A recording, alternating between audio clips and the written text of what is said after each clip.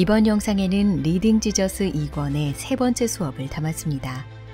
오늘은 사무엘 상하에 기록된 다윗의 이야기를 통해 하나님께서 다윗에게 주신 언약과 은혜를 살펴보겠습니다. 사울은 백성들의 기대를 한몸에 받으며 이스라엘의 초대왕으로 세워집니다. 그러나 하나님의 말씀을 저버리고 명령에 따르지 않는 실패를 반복합니다.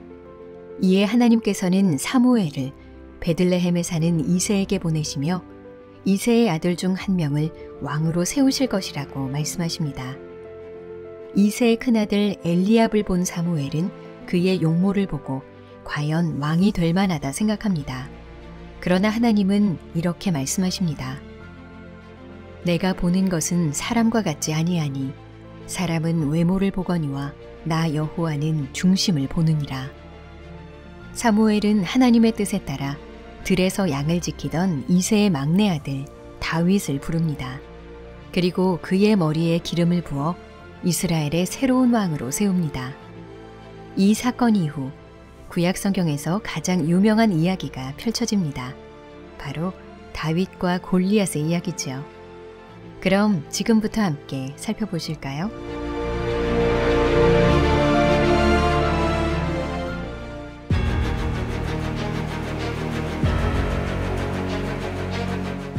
이스라엘의 오랜 대적인 블레셋은 이스라엘과 전쟁하기 위해 골짜기 하나를 사이에 두고 진을 칩니다.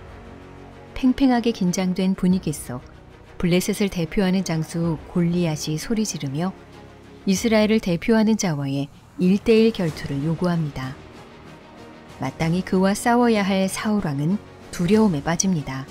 골리앗의 위협적인 겉모습 때문이었죠.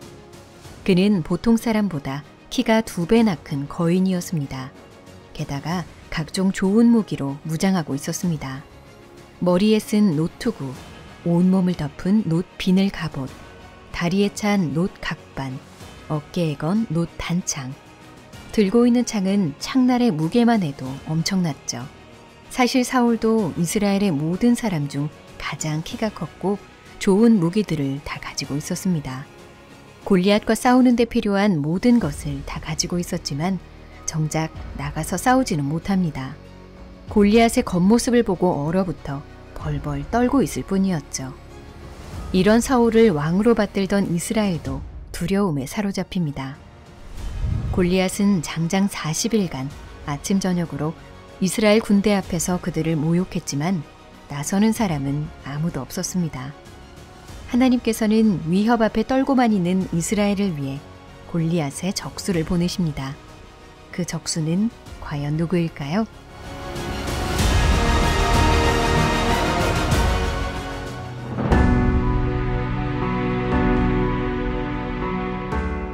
사울과 이스라엘 백성들이 두려움에 떨고 있는 현장에 소년 목동 다윗이 등장합니다.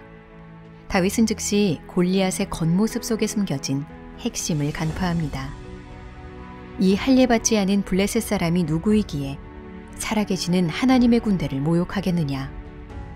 사울은 다윗의 겉모습만 보고 평가하면서 그가 골리앗과 싸울 수 없다고 말합니다. 그러나 다윗의 눈에 골리앗은 하나님께 대적하려는 큰 짐승에 불과했습니다. 자신을 사자와 곰과 싸워 이기게 하셨던 하나님께서는 골리앗을 그 짐승들처럼 만드실 것이었습니다. 다윗은 사울이 준 갑옷을 뒤로 한 채 양을 지킬 때 사용하던 목자의 장비만 가지고 나아갑니다. 골리앗의 5종류 무기와 대조되는 물맷돌 5개를 주워들고 골리앗 앞에 선 것입니다. 골리앗은 변변한 무기조차 갖추지 않은 소년 다윗의 용모를 보고 그를 업신여깁니다. 그러나 다윗은 싸움의 승리가 자신의 탁월함이나 무기가 아닌 하나님께 있다는 확신이 있었습니다. 너는 칼과 창과 단창으로 내게 나아오거니와 나는 만군의 여호와의 이름 곧 네가 모욕하는 이스라엘 군대의 하나님의 이름으로 내게 나아가노라. 싸움은 막상 시작되자마자 간단히 끝나버립니다. 다윗은 물맷돌 단 1개로 거인 골리앗을 쓰러뜨리고 엎드러진 그의 목을 베었습니다. 골리앗의 최후는 마치 머리가 잘린 채 하나님의 언약궤 앞에 엎드러진 다곤 신상과 같은 모습이었습니다. 결국 블레셋은 하나님을 모욕한 비참한 결과를 맞게 되고 이스라엘은 다윗의 승리를 함께 경험합니다.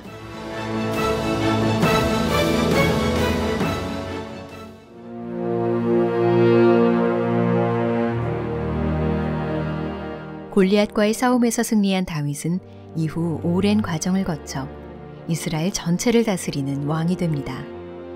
이스라엘의 왕으로서 입지가 점차 견고해지자 다윗은 예루살렘에 성전을 짓고 싶은 마음을 갖게 됩니다. 다윗의 이 소망은 신명기 12장에 기록된 말씀과 관련됩니다. 하나님께서 이스라엘이 주위의 모든 대적을 이기고 평안과 안식을 얻을 때 당신이 택하신 곳에서 제사를 드리라고 말씀하셨습니다. 이제 다윗은 평안히 왕궁에 살게 되었고 하나님께서 모든 원수들을 이기게 하시고 평안을 주셨기에 모든 조건이 충족됐다고 판단해서 하나님의 성전을 건축하려 합니다.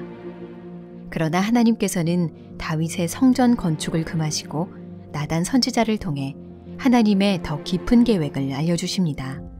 다윗이 하나님을 위해 집을 짓는 것이 아니라 하나님께서 다윗을 위해 집을 지어주실 것이며 다윗의 몸에서 날 후손이 뒤이어 왕이 될 것이라고 약속하십니다. 뿐만 아니라 하나님 앞에서 다윗의 왕위와 나라를 영원히 보존하시고 영원히 견고하게 하신다는 언약을 맺으십니다. 사울은 하나님과 언약 관계에 있지 않은 비극적 인물이었습니다. 때문에 범죄한 상태에서 회복되지 못했죠. 그런 사울과 달리 다윗의 집은 하나님의 헤세드, 즉 하나님의 영원한 언약적 신실함을 약속으로 받습니다. 다윗의 집으로 세워질 나라는 다윗이나 그 후손들의 행위에 좌우되는 나라가 아닙니다. 그 나라와 왕위는 하나님의 신실한 언약에 기초하기에 영원히 견고할 것입니다.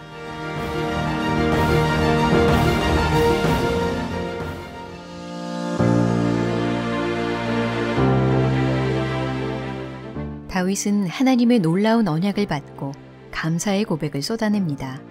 그리고 하나님의 위대하심과 주권을 거듭 선포하며 진정한 왕이신 하나님께 온전히 복종하겠다고 말합니다. 하지만 이어지는 이야기는 이때까지의 모습과는 다른 다윗의 죄인된 모습을 여러 가지로 보여줍니다. 먼저 커져가는 왕국을 위한 행정기관을 세우면서 요압이 군사령관이 되어 총지휘권을 갖습니다. 다윗은 요압과 다른 관료들에게 쉽게 속아 넘어가면서 이후 하나님의 백성을 위하기보다는 자신이 통치하는 왕정체제 자체를 지키려는 목적으로 군사를 움직이게 됩니다. 뿐만 아니라 자신의 정욕을 위해 남의 아내 밧세바를 취한 후 죄를 숨기려 그의 남편 우리아를 냉혹하게 죽이기까지 합니다. 나단 선지자가 그 죄를 공개적으로 지적하자 가책을 느끼고 회개하지만 그가 한 행동은 이방의 왕들과 다름없었습니다. 많은 사람들이 다윗을 가장 이상적인 신앙의 모델이라고 여기고 그의 좋은 면만 보려고 하지만 성경은 이런 다윗의 죄성과 연약함을 숨기지 않고 가감없이 드러냅니다. 왜냐하면 이스라엘의 궁극적인 소망은 다윗이 아니라 하나님의 신실한 언약대로 그의 몸에서 나와 영원한 나라를 통치하실 분에게 있기 때문입니다.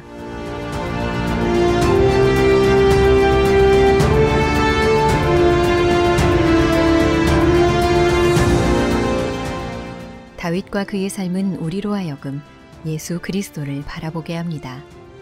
이스라엘을 대표해 골리앗을 쓰러뜨리는 승리자로서의 모습은 우리의 구원자 되신 그리스도를 미리 보여줍니다.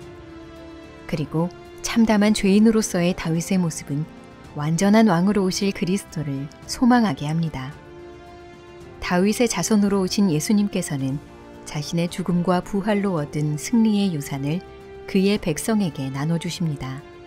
하늘과 땅의 모든 권세를 받으신 열방의 왕이신 그리스도를 통해 하나님께서 다윗과 맺으신 언약이 성취된 것입니다. 예수님은 그 언약에 따라 영원히 견고할 나라를 다스리실 것입니다.